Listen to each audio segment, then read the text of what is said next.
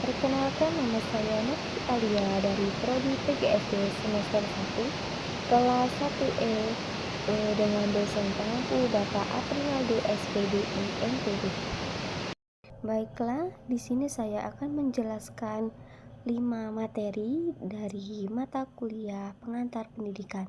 Yang pertama yaitu pendidikan sebagai ilmu pengetahuan dan sistem. Selain sebagai ilmu pengetahuan, pendidikan juga merupakan sebuah sistem. Sebagai sebuah sistem, pendidikan memiliki beberapa komponen yang saling berinteraksi dan mempengaruhi satu sama lain. Komponen-komponen tersebut antara lain: yang pertama, peserta didik, individu yang menjadi fokus utama dalam proses pendidikan. Yang kedua, pendidik, yaitu guru atau tenaga pengajar yang berperan dalam memfasilitasi proses pembelajaran. Yang ketiga, kurikulum, rencana pembelajaran yang berisi tujuan, materi, dan metode pembelajaran. Yang keempat, sarana dan prasarana, fasilitas yang mendukung proses pembelajaran seperti gedung sekolah, buku, dan alat peraga. Yang kelima, lingkungan, konteks sosial dan budaya di mana pendidikan berlangsung. Sebagai sebuah sistem, pendidikan juga memiliki beberapa karakteristik, yaitu yang pertama, terstruktur dan terintegrasi, terbuka, dan adaptasi. Jadi, pendidikan sebagai ilmu pengetahuan dan sistem memiliki peran yang sangat penting dalam pengetahuan individu dan masyarakat. Sebagai ilmu pengetahuan, pendidikan memberikan landasan teori dan metodologis sebagai pengembangan praktik pendidikan yang efektif.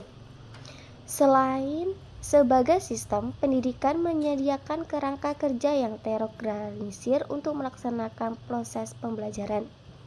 Dengan memahami pendidikan sebagai ilmu pengetahuan dan sistem, kita dapat lebih menghargai kompleksitas dan pentingnya pendidikan bagi kehidupan manusia. Pemahaman ini juga dapat mendorong kita untuk terus berupaya meningkatkan kualitas pendidikan demi kemajuan bangsa dan negara. Lanjut materi yang ketiga, yaitu tentang alat-alat pendidikan. Alat pendidikan adalah segala sesuatu yang digunakan dalam proses pendidikan untuk membantu atau menciptakan tujuan pembelajaran. Fungsi alat pendidikan yaitu yang pertama, mempermudah menyampaikan materi. Alat pendidikan membantu guru untuk menyampaikan materi dengan lebih jelas dan menarik. Yang kedua, meningkatkan pemahaman siswa.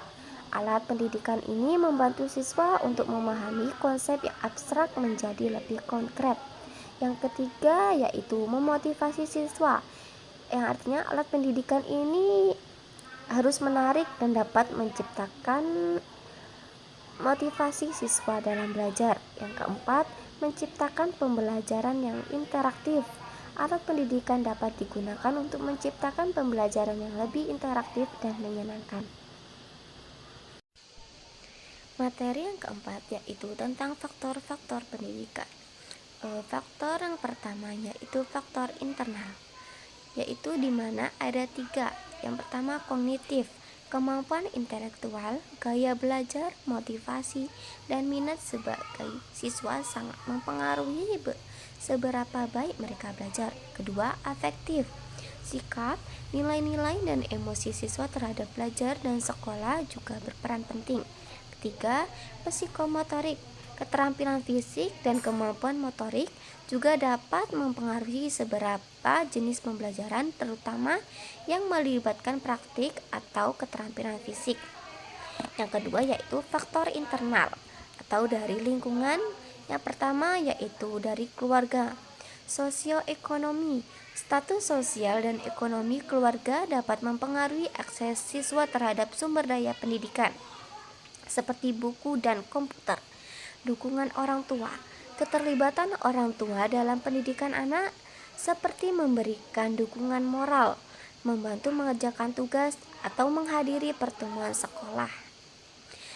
Lingkungan rumah, suasana rumah yang kondusif untuk belajar seperti adanya tempat belajar yang tenang dan pencahayaan yang baik. Interaksi antar faktor penting untuk diingat bahwa faktor-faktor ini tidak bekerja secara terpisah, tetapi saling berinteraksi satu sama lain. Misalnya, status sosial ekonomi keluarga dapat mempengaruhi akses siswa terhadap fasilitas sekolah yang berkualitas, yang pada gilirannya dapat mempengaruhi motivasi dan prestasi belajar mereka. Jadi, kesimpulannya, memahami faktor-faktor yang mempengaruhi pendidikan sangat penting untuk upaya meningkatkan kualitas pendidik. Dengan memperlihatkan faktor-faktor ini, kita dapat menciptakan lingkungan belajar yang lebih baik bagi siswa dan membantu mereka mencapai potensi penuh mereka. Materi yang terakhir yaitu peserta didik sebagai faktor pendidikan.